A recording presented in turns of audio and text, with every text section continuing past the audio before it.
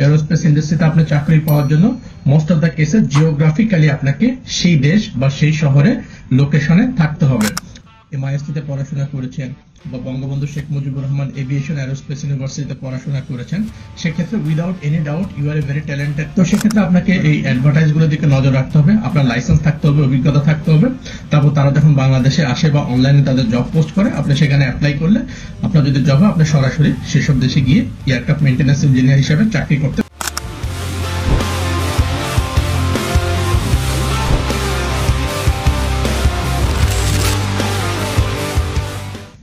আসসালামু আলাইকুম এবং শুভ সকাল সবাইকে। আমি আশা করি আপনারা সবাই বেশ ভালো আছেন এবং সেই দোয়া এবং কামনাই আমি করি। আমাদের আজকে এরোনটিক্যাল ইঞ্জিনিয়ারিং বাংলাদেশে পড়াশোনা এবং চাকরি বাকরি এটার 3 নম্বর পর্ব। আগের দুটি পর্বের প্রথম পর্বে আমরা বলেছি যে বাংলাদেশে যদি আপনি এরোনটিক্যাল ইঞ্জিনিয়ারিং পড়াশোনা করতে চান তাহলে আপনার কি কি যোগ্যতা থাকা প্রয়োজন, কিভাবে ভর্তি পরীক্ষায় অংশগ্রহণ করতে হয়, কি কি বিষয়ের উপর পরীক্ষা দিতে হয়, ভর্তি পরীক্ষার সিলেবাস কি, এবং তার সাথে আমরা আলোচনা করেছি যে এই সাবজেক্টটাতে পড়াশোনা করতে বাংলাদেশের যে কয়েকটা ইউনিভার্সিটি আছে সেখানে কি পরিমাণ খরচ পড়ে থাকে, এই বিষয়গুলো সম্পর্কে আমরা আলোচনা করার চেষ্টা করেছি আগের ভিডিওতে। আর আমাদের আজকের যে ভিডিও সেটি হবে 3 নম্বর পর্ব। তার আগে 2 নম্বর পরে আমরা আলোচনা করেছি বাংলাদেশে আপনি এরোনটিক্যাল ইঞ্জিনিয়ারিং পড়াশোনা করে ফেললেন, তারপর আপনি চাচ্ছেন যে আপনি বাংলাদেশেই কোনো একটা ক্যারিয়ার করবেন, দেশের বাইরে যাবেন না। তো সেক্ষেত্রে বাংলাদেশে ক্যারিয়ার গড়ার ক্ষেত্রে আপনি কোথায় কোথায় চাকরি পেতে পারেন, কোথায় কোথায় ক্যারিয়ারে ফ্লারিশ করতে পারেন, এই বিষয়গুলো ছিল আমাদের দ্বিতীয় পর্ব। আর আজকে 3 নম্বর পর্বে আমরা যেটা আলোচনা করব সেটা হচ্ছে, ধরেন আপনি বাংলাদেশে এরোনটিক্যাল ইঞ্জিনিয়ারিং পড়লেন, এরপর আপনি চাচ্ছেন যে দেশের বাইরে ক্যারিয়ার করবেন, মানে বাংলাদেশের বাইরে এসে আপনি ক্যারিয়ার করবেন। তো বাংলাদেশের বাইরে যদি ক্যারিয়ার করতে চান তাহলে সেই ক্ষেত্রে কোন কোন সেক্টরগুলো আপনার জন্য ওপেন থাকতে পারে এবং কোথায় কোথায় সম্ভাবনা আছে বা কি সমস্যা আছে সেই বিষয়ে আমরা আলোচনা করব আজকের ভিডিওতে। সো আশা করি আজকের ভিডিওটা আপনাদের জন্য হেল্পফুল হবে, বিশেষ করে আপনারা যদি এরোনটিক্যাল ইঞ্জিনিয়ারিং এ বাংলাদেশে পড়ে বাংলাদেশের বাইরে ক্যারিয়ার করতে চান। সেক্ষেত্রে এখন আপনি এরোনটিক্যাল ইঞ্জিনিয়ারিং এ পড়ে বাংলাদেশের বাইরে যদি ক্যারিয়ার করতে চান তাহলে সেক্ষেত্রে পুরো ব্যাপারটাকে 2টা ভাগে ভাগ করা যায়। একটা হচ্ছে আপনি বাংলাদেশে পড়াশোনা করেছেন, আপনি দেশের বাইরে এসে চাকরি করতে চান, মানে একবারে ডে নাম্বার 1 প্রথম দিন থেকে আপনি বাংলাদেশের বাইরে গিয়ে ক্যারিয়ার করতে চান এবং সেখানে চাকরি করতে চান। এটা হলো একটা প্রসেস। আর আরেকটা প্রসেস হচ্ছে যে আপনি বাংলাদেশে পড়াশোনা করেছেন, ব্যাচেলর ডিগ্রি বা বিএসসি ডিগ্রি নিয়েছেন, এখন আপনি দেশের বাইরে এসে মাস্টার্স বা পিএইচডি করবেন। সেটা হলো আরেকটা রাউন্ড বা আরেকটা রাস্তা। তো এই 2টা রাস্তা হলো মূলত প্রধান 2টি রাস্তা যেভাবে মানুষ দেশের বাইরে আসতে চায় এবং দেশের বাইরে কাজ করতে চায় বা নিজের ক্যারিয়ার করতে চায়। তো আমরা এখন দেখি প্রথম ক্ষেত্রটাতে, যেহেতু সবারই কারোই আসলে পড়াশোনা করতে ভালো লাগে না, বেশিরভাগ মানুষের পড়াশোনা কম করতে চায়। তো সেক্ষেত্রে আপনি বাংলাদেশে বিএসসি ডিগ্রি নেওয়ার পরে দেশের বাইরে যদি চাকরি করতে চান বা বাংলাদেশের বাইরে এসে যদি চাকরি করতে চান সেক্ষেত্রে রাস্তাটা কেমন? তো এই ক্ষেত্রে রাস্তাটা অনেক বেশি সংকীর্ণ। আপনি বাংলাদেশ থেকে বিএসসি ডিগ্রি নিয়েছেন আর বাংলাদেশের বাইরে সরাসরি চাকরির জন্য অ্যাপ্লাই করবেন, সেখানে চাকরি পেয়ে যাবেন, এই ব্যাপারটা আসলে একেবারেই সম্ভব না। যেমন গুগল বা মাইক্রোসফট এই ধরনের বড় কোম্পানিগুলা যারা আইটি ফিল্ডে বা সফটওয়্যার ডেভেলপমেন্ট ফিল্ডে রিক্রুট করে থাকে, তাদের ক্ষেত্রে এটা সুবিধা যে আপনি বাংলাদেশে বসেও তাদের অনলাইনে যে অ্যাপ্লিকেশন প্রসেস আছে বা অনলাইনে যে সিলেকশন প্রসেস গুলো আছে সেগুলোতে পার্টিসিপেট করে গুগল, মাইক্রোসফট বা এইসব বড় কোম্পানিগুলা, টেক কোম্পানিগুলা যারা সফটওয়্যার ডেভেলপমেন্টে কাজ করে, তারা সরাসরি আপনাকে রিক্রুট করে থাকে। কিন্তু অ্যারোস্পেস ইন্ডাস্ট্রিতে এভাবে কাজ করে না। এরোস্পেস ইন্ডাস্ট্রিতে আপনি চাকরি পাওয়ার জন্য মোস্ট অফ দ্য কেসে জিওগ্রাফিক্যালি আপনাকে সেই দেশ বা সেই শহরে লোকেশনে থাকতে হবে। সো সেক্ষেত্রে এই দেশে বসে আপনি চাকরির জন্য অফার পেয়ে যাবেন, এই ব্যাপারটা খুব রেয়ার। কিন্তু তারপর এখানে কিছু কিন্তু আছে, কিছু ব্যতিক্রম আছে, সেই ব্যতিক্রমগুলো আমি এখন আলোচনা করব। ধরেন সেক্ষেত্রে একটা আইডিয়াল কেস হতে পারে, আপনি বাংলাদেশে এরোনটিক্যাল ইঞ্জিনিয়ারিং পড়ে পাশ করলেন, তারপর কোন একটা এয়ারলাইন্সে জয়েন করলেন, ধরেন ইউএস বাংলা এয়ারলাইন্সে জয়েন করলেন। তারপর সেই ইউএস বাংলা এয়ারলাইন্সে 5 থেকে 6 বছর চাকরি করার পরে আপনি বাংলাদেশ সিভিল এভিয়েশন অথরিটির আন্ডারে যে লাইসেন্স এক্সাম হয় সেই এক্সাম পরীক্ষায় পাশ করে আপনি আপনার টাইপ রেটিং লাইসেন্স বা এলডব্লিউটিআর, যেটা লাইসেন্স উইদাউট টাইপ রেটিং, কোন একটা টাইপ রেটিং বা কোন একটা লাইসেন্স আপনি পেলেন যে এয়ারপ্লেনের উপর আপনার মেইনটেনেন্সের অভিজ্ঞতা থাকবে। তো say aircraft maintenance engineering license পেলেন with the rating. Let's say US Bangla এয়ারলাইন্সে বোয়িং 737 আছে, সে বোয়িং 737 এর উপর আপনি টাইপ রেটিং পেলেন, with aircraft maintenance license from Bangladesh civil aviation authority. তারপর এবার আপনি ইন্টারন্যাশনালি যেসব সার্কুলার গুলো হয়, বিশেষ করে আমাদের এশিয়া মহাদেশে যেখানে আইকাও লাইসেন্স বা যেসব দেশগুলোতে আইকাও লাইসেন্স একসেপ্ট করে, তো সেই দেশগুলোতে আপনি চাকরির জন্য অনলাইনে যে জব গুলা দেওয়া হবে পোস্ট ডেসক্রিপশন, সেগুলো আপনি দেখেন।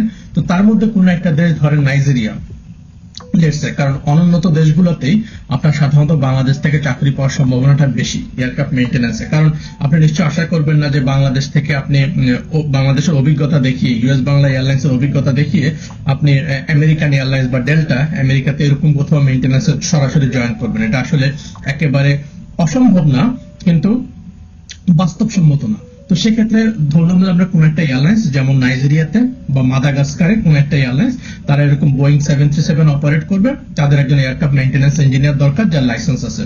তখন আপনি বাংলাদেশে ইউএস বাংলা এয়ারলাইন্সে আপনি লাইসেন্স হোল্ডার, আপনি সেই দেশে অ্যাপ্লাই করলেন, তখন তারা হচ্ছে আপনাকে সরাসরি ইন্টারভিউ নিয়ে আপনাকে ওখানে এয়ারক্রাফট মেইনটেনেন্স ইঞ্জিনিয়ার হিসেবে রিক্রুট করবে। অথবা মিডল ইস্টের দেশগুলো যেমন সৌদি আরব, দুবাই, কাতার, এগুলোতে এই ধরনের রেকর্ড খুব বেশি। মাঝে মাঝে তারা বাংলাদেশে এসেও জব রিক্রুটমেন্ট করে। তো সেক্ষেত্রে আপনাকে এই অ্যাডভার্টাইজ গুলোর দিকে নজর রাখতে হবে, আপনার লাইসেন্স থাকতে হবে, অভিজ্ঞতা থাকতে হবে।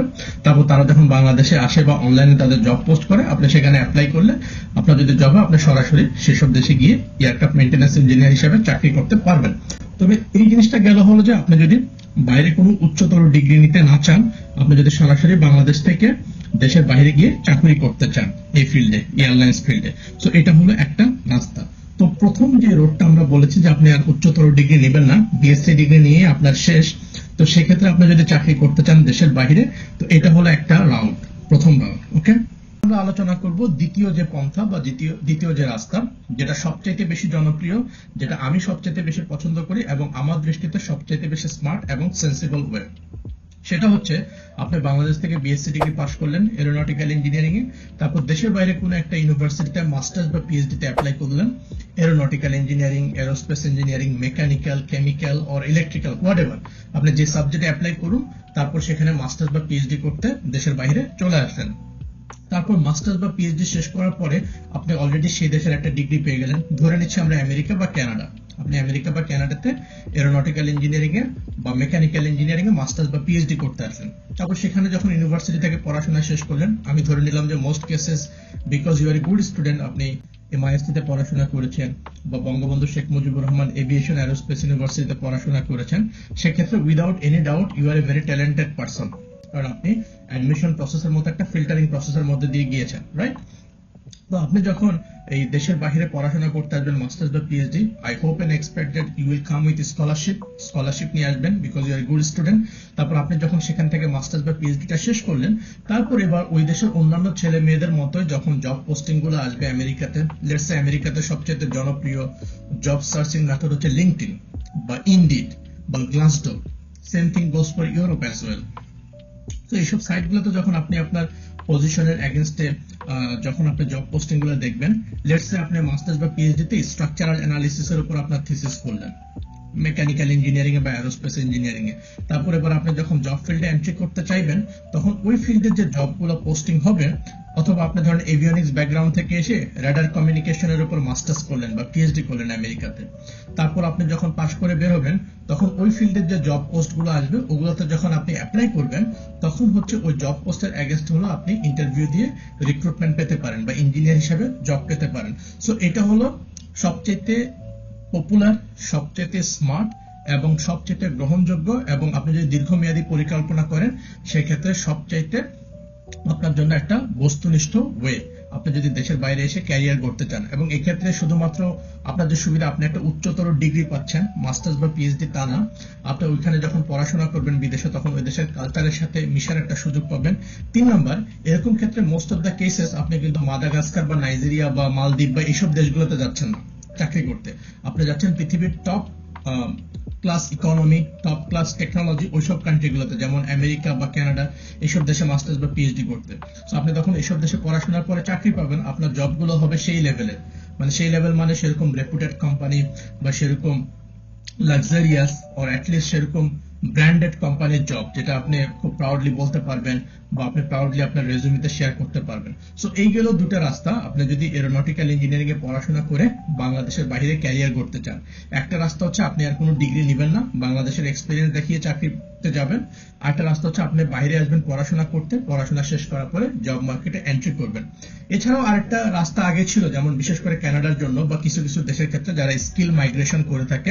স্কিল মাইগ্রেশন মিনস আপনি বাংলাদেশে পড়াশোনা শেষ করার পর এয়ারপ্লেন মেইনটেনেন্সে কিছুদিন চাকরি করলেন 3 থেকে 10 বছর লেটসে, তারপর কানাডার মতো কিছু দেশ বা পৃথিবীর অন্য কোনো দেশে যদি স্কিল মাইগ্রেশন হয়, আপনি সেই স্কিল মাইগ্রেশন প্রোগ্রামের এগেইনস্টে অ্যাপ্লাই করলেন, তারপর কয়েক বছরের মধ্যে আপনার যদি ডকুমেন্ট প্রসেস হয়, আপনি স্কিল মাইগ্রেন্ট হিসেবে সে দেশে চলে আসলেন, সেখানে চাকরি বাকরি খুঁজে সেখানে চাকরি করলেন।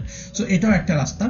আমি আশা করি আজকের এই ভিডিওটা আপনাদেরকে মোটামুটি একটা আইডিয়া দিতে আমি সমর্থ হয়েছি যে বাংলাদেশে যদি আপনি এরোনটিক্যাল ইঞ্জিনিয়ারিং করেন এবং দেশের বাইরে যদি ক্যারিয়ার করতে চান, সেক্ষেত্রে আপনার রাস্তাটা বা পন্থাটা কিরকম হতে পারে বা হওয়া উচিত। তো আপনার যে দুইটা রাস্তা আমি বললাম, সার্বজনীনভাবে তিনটা রাস্তার কথা বললাম। তো মোটা দাগে বলে দুইটা রাস্তা এবং এডিশনালি তিনটা রাস্তা ওয়ে বললাম আমি। এর মধ্যে কোনটা আপনার সবচাইতে বেশি পছন্দের এবং কোন রাস্তায় আপনি যেতে চান সেই ব্যাপারটা দয়া করে কমেন্ট বক্সে জানান। আমি জানতে খুবই পছন্দ করব আপনাদের পছন্দের রাস্তা বা ওয়ে কোনটা।